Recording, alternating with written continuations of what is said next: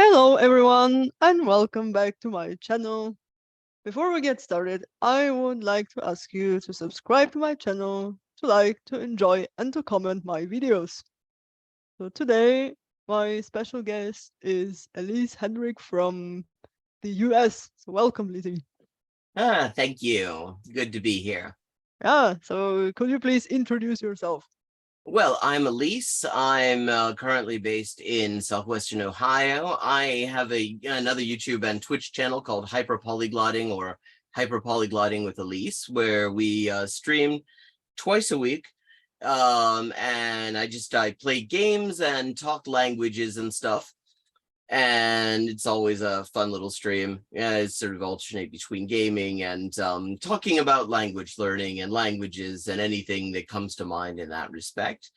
And other than that, I am currently working on a cool crowdfunded translation project that I'm raising funds for on my stream, where I'm doing the first full-length English translation of Social Basis of the Female Question, a 1909 book by Alexandra Kollontai. And so that's the main stuff that I'm doing. Other than that, I'm a translator. I do all sorts of translations of like legal, medical, technical, and other mostly very boring things in a fairly wide array of languages. Ja, nice. Thanks for the intro. Also du hast mir immer gesagt, du bist dreisprachig aufgewachsen. Wie kommt Ja, das? stimmt. Ja, also das kommt davon, dass also zu Hause wurde Englisch gesprochen. Ja. Aber halt im sozialen Umfeld war es so, also in der Schule zum Beispiel, dass ich im Freundeskreis, im Kreis der halt KommilitonInnen eher Spanisch und Deutsch im Alltag gesprochen habe. Also habe ich mindestens so viel Spanisch und Deutsch gesprochen im Alltag als Englisch und nun ist es halt so, dass die beiden Sprachen also mehr oder weniger auf gleicher Ebene stehen wie Englisch bei mir. Also es kommt ja auch mal durchaus vor, dass mir Deutsch halt leichter fällt oder Spanisch leichter fällt als Englisch, kommt eben oder umgekehrt. Aber also im Grunde genommen sind die drei ja also eben gleichwertig als Muttersprachen bei mir angesiedelt. Ja. Na, schön. Also ich meine, niemand von den Eltern ist, keine Ahnung, Deutscher oder Nee, Lateinamerikaner. Nee. nee, die Eltern nicht. Also meine Mutter hat also in der Schule Französisch gemacht, aber sie ist damit nicht sonderlich weit gekommen. Aber nee, zu Hause wurde Englisch gesprochen und dann außerhalb, also in der Schule, habe ich dann eher Deutsch und Spanisch gesprochen. Na, schön. Ja, und die deutschsprachigen Mitschüler waren die aus verschiedenen Bundesländern, sagen wir jetzt mal. Also ich meine, hast du irgendwelche verschiedenen Dialekte gelernt oder hast du nur Hochdeutsch gelernt damals? Ja, also ein bisschen bayerisch war schon dabei. Nee, also unter anderem, da gab's einen aus Frankfurt am Main und da gab's ja einen Berliner und ja, also dann halt als Unterrichtssprache war das ja auch dabei. Ja, und mitunter gab es ja auch so im Rahmen von Austauschprogrammen und so weiter, gab es dann ja auch mal halt Leute aus Freiburg und ja, also allen Ja, möglichen Gegenden eigentlich. ja, ja.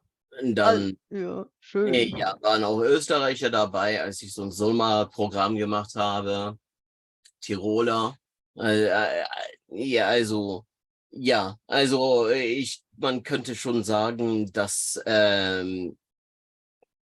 eher südliche und südwestliche Mundarten ja stärker vertreten waren damals, aber ja, später hat es sich eben Richtung Berlin gewendet, weil ich dort mehr Zeit verbracht habe. Aber ich habe auch ja schon ein bisschen Zeit auch in Bayern und in Mittelfranken gelebt.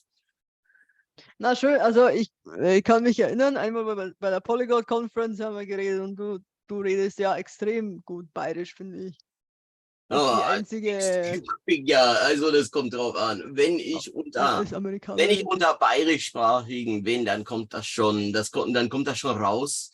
Aber ja, also halt, ich sag das mal so, meine Werkseinstellung ist eher berlinerisch.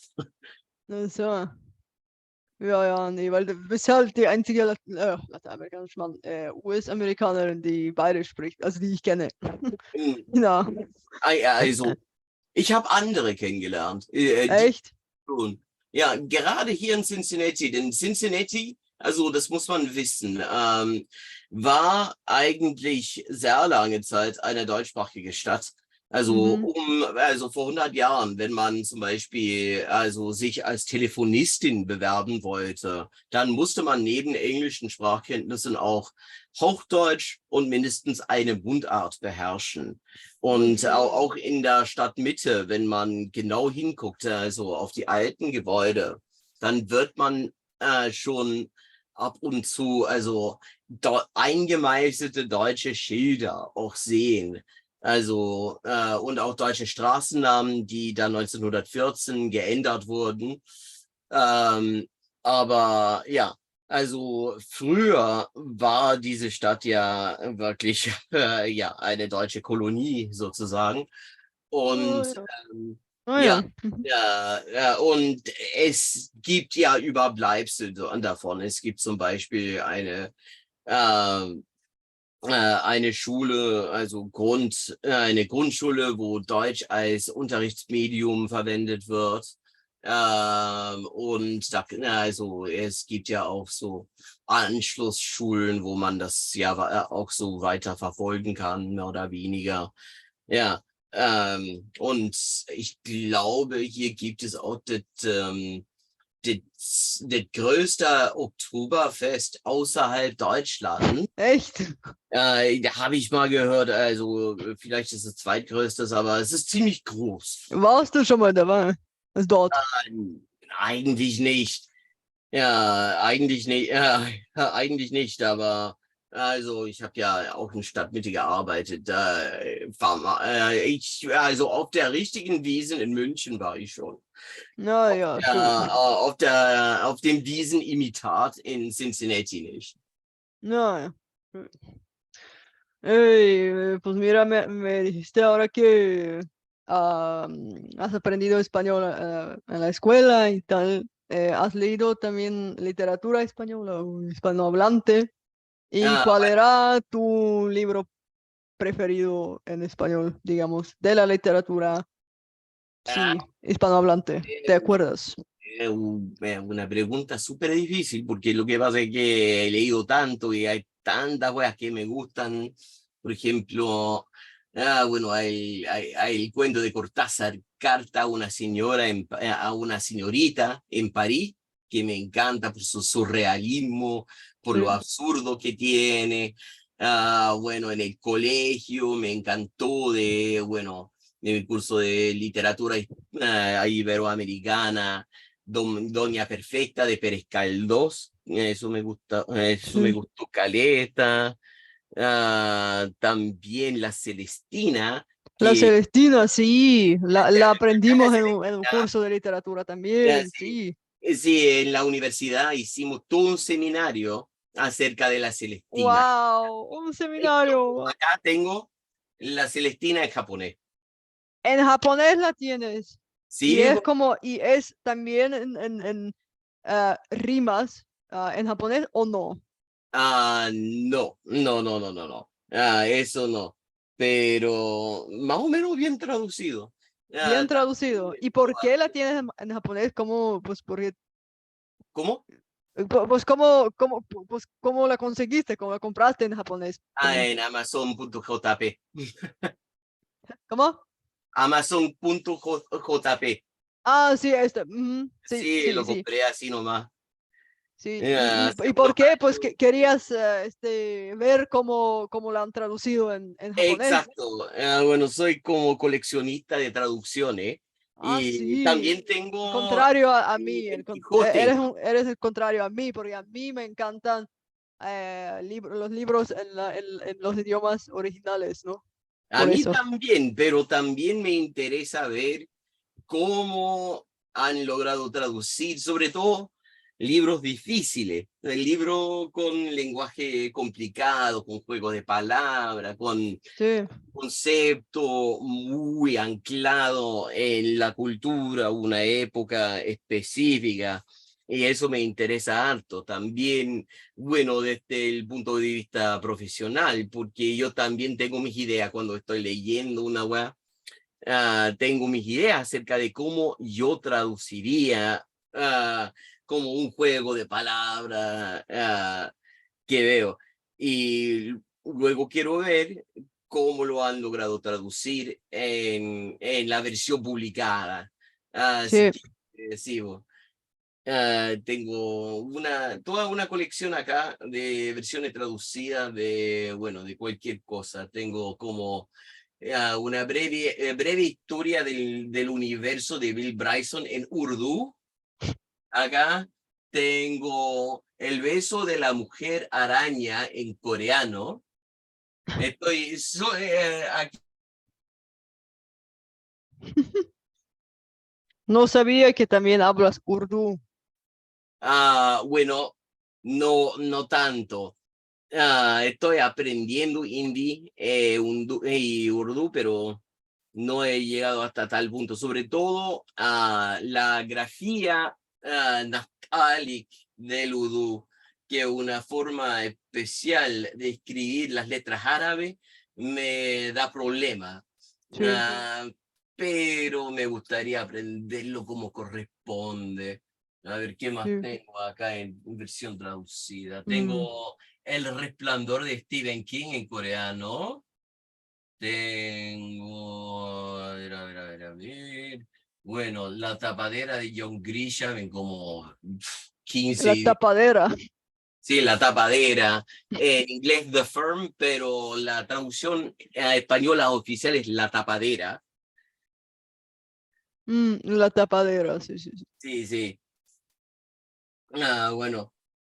Sí, Me encantan las versiones traducidas, son sí, siempre sí. interesantes. Bueno, es como una forma también de ver cómo lo hacen los colegas М, y si yo lo puedo hacer mejor. те.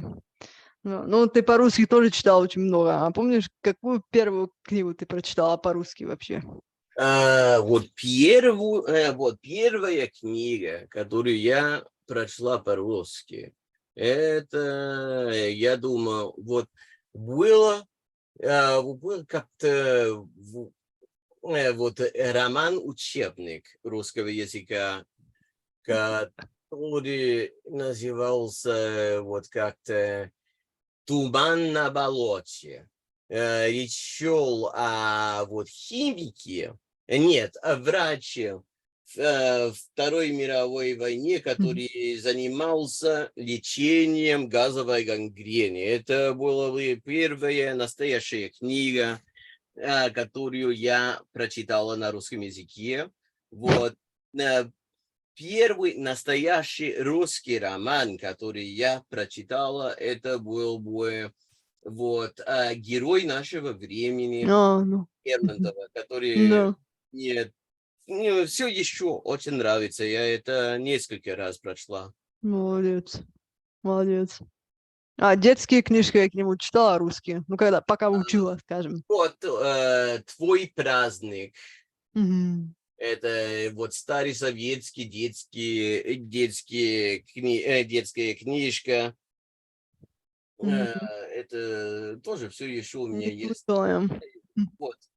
Не, немножечко крупная частная библиотека, вот, полна книг, которые я вот собираю вот с детства, М, можно сказать. Э, Молодец, молодец. Если ну, вот, начала читать «Путешествие из Петербурга в Москву», и вот не закончила. Есть и много книг, которые вот я вот начала читать, а не прочла. Мгм. Еще не прочла. Ну, молодец. Но все-таки ты прочитала много. Да. Все. Те, Ну, которые я прочитала, вот, тех много. ну,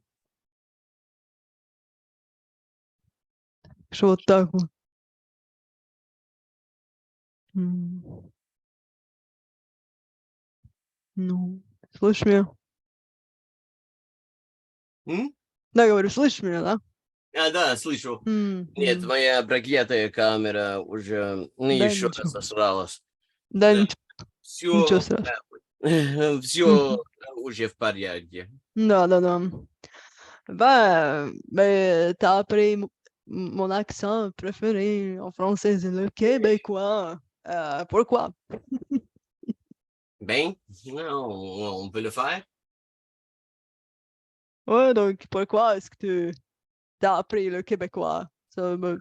Mais la réalité, c'est que, ben, à l'école, au lycée, ce que j'ai appris, c'est le français métropolitain, mais Hmm.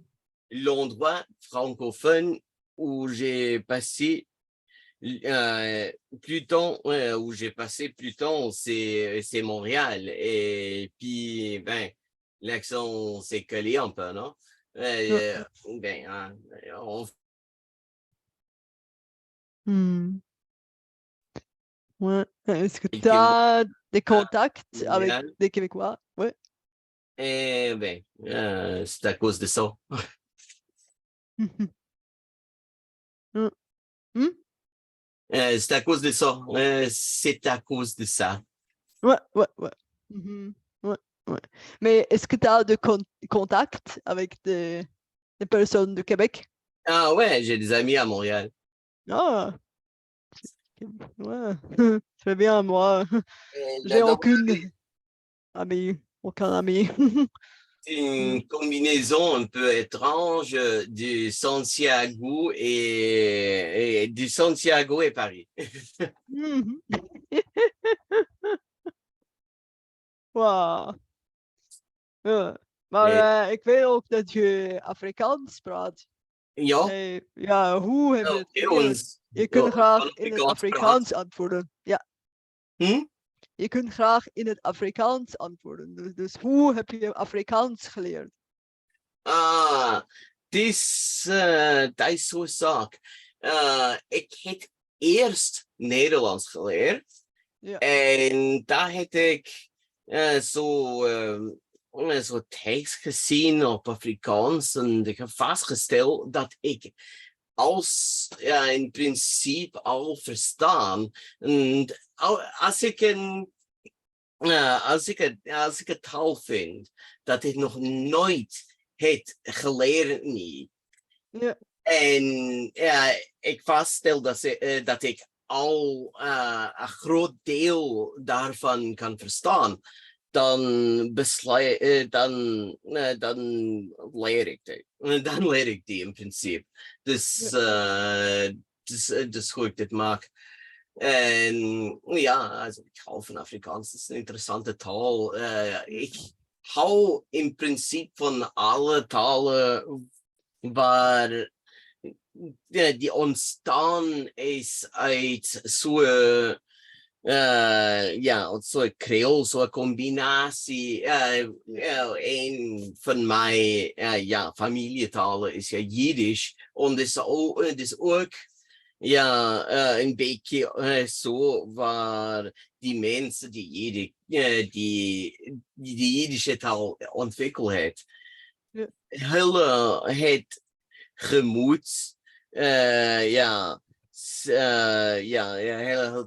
moet verstaan wat die Duitsstalige mensen om hun het verstaan, je moet communiceren met hun. En zo had ze, zo het de Jiddische taal ontstaan. En Ja. het is niet zo anders met Afrikaans. Net dat het om Maleise mensen gaat die gekoloniseerd wordt door der Nederlanders. Und Hulletal, die Khoisan-talen in Zuid-Afrika en alle mondelijke talen in die regio heeft zich gecombineerd om Afrikaans te worden. En dat is een interessante taal. Ja, ja, finde ich auch, finde ich auch. Ja, ich Niet begrijp bij ook kansen om veel, maar Afrikaans ja. te praten, nee, maar Nee, nee, ik kan geen Afrikaans, maar ja, ik begrijp veel, ja. ja. Beh, ma il tuo accento in italiano è napoletano. Perché Sì, napoletano, certo. giustamente? Così mi hanno detto. Ah, sì. Mm? Ma perché ha imparato il napoletano? Ah, beh, beh, al principio non ho imparato il napoletano, ma poi l'italiano standard. Ma poi ho trovato i capitoli della teleserie I Soprano doppieggiati in italiano e la versione doppieggiata dei Soprano in italiano è doppieggiata piuttosto in un italiano napoletanizzante. Mi è molto piaciuto il napoletano e mi sono decisa semplicemente di impararla, beh, di impararla bene. Wow. In questa serie, da dove? Di dov'è? Perché non la conosco. È una serie statunitense, americana, Statunitense. Mhm. ma i personaggi sono beh, di origini avellinesi. Il personaggio principale, Tony Soprano, è un tizio, è un boss della malavita. I cui ancestri sono venuti da Avellino in Campania e poi beh, i doppieggiatori si sono decisi di farlo parlare un italiano standard ma napolitanizzante. Va, E non lo, funziona piuttosto non lo bene, sapevo. direi. Sì, va, non lo sapevo che esisteva un sì, doppiaggio in un quasi dialetto, diciamo. Sì. Va. Sì, sì, beh, è uscito abbastanza bene, direi, perché beh, è ben doppieggiato nel senso tecnico, e le labbra si muovono come debbono, ma la pronunciazione,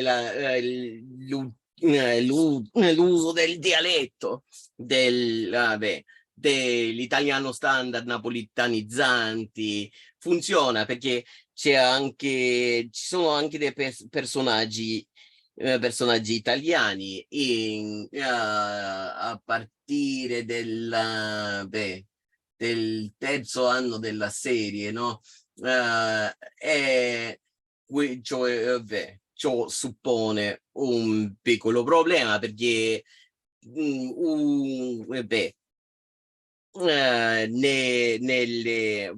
nella serie vi sono difficoltà linguistiche Sì, perché Tony non parla italiano e loro quasi non parlano inglese e la forma in cui hanno potuto risolvere questo problema nella versione doppieggiata è di farli parlare un napoletano spesso sì.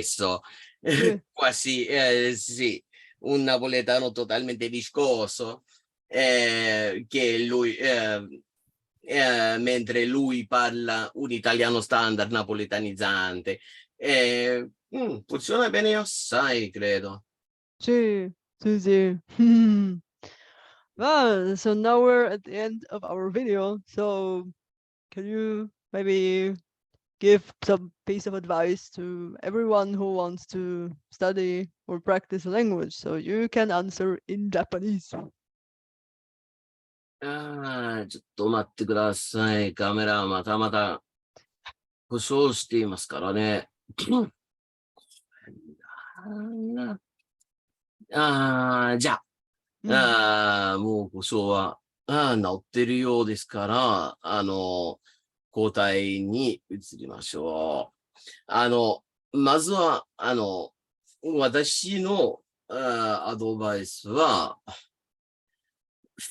二つの部分があります。まずは、インプットということですね。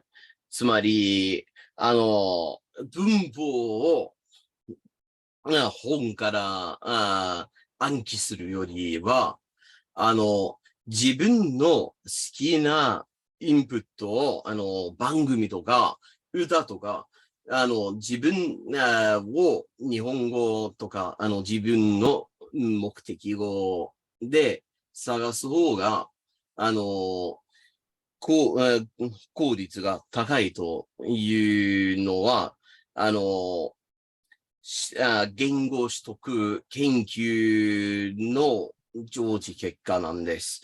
それと、怠け者の道は、成功をもたらすというアドバイスも差し上げたいと思います。つまり、それはですね、コツコツ、コツコツを暗記して、今日はもうね、今日は3時間スペイン語を習わないといけないという気持ちよりは、もう、自分が好好きなだけ習って、もうつまらなくなって、もう、習いたくなるときには、他の活動に移る方は、それは、言語取得のためだと思います。つまりですね、いつも、自分を強いて習わせると、もう、その言語取得という活動が、つまらなさを連想させるようになってしまう恐れがありますから、もう嫌だという気持ちが出てくると、他のことに、休憩して、他のことをやる方が、言語取得のためだと思います。So can you summarize this in English? So what you said? Yeah, briefly. okay. Yeah. Yes. So it's basically two parts. First thing is that what really matters is input. What you want is materials in your target language that are actually interesting to you and that have enough points of reference. They're comprehensible. They have enough points of reference in them that you can start to make sense out of it.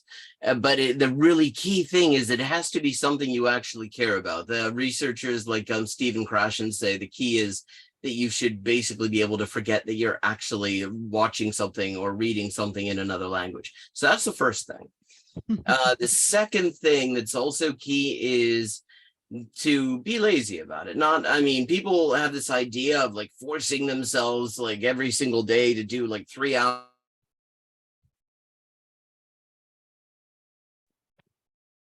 Doing its thing again. That's very annoying. All that ends up doing is giving like negative associations to the act of learning languages. It actually makes you less likely to learn anything. It's much better to do it for as long as you find it interesting, but no longer. Like the minute you start to feel like you're forcing yourself to continue on with the language learning thing that you're doing, that's a good time to just stop, do something else, and then come back to it when you feel like doing it again. And if you do that, this is basically what I've always done myself. People always think I'm very disciplined because I've learned so many languages. And the reality is I'm not really. I've avoided ever needing discipline in the area of language learning. Wow. When I get bored with it, I do something else. And then, so I'm never bored with it. I always feel good when I always eventually feel like doing it again.